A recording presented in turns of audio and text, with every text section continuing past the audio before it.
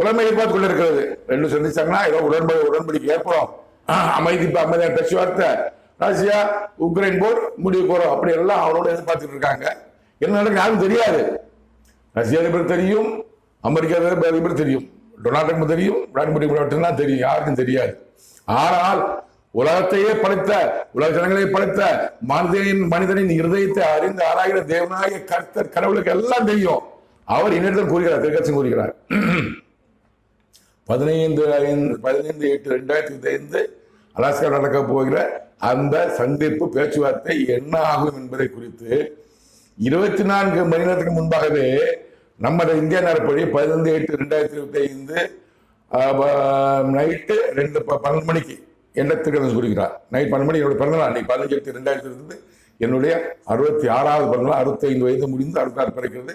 அந்த பிறந்தநாளை முன்னிட்டு நாங்கள் முடிச்சிருக்கிறோம். அப்போ தேவநாய கர்த்தர் கடவுள்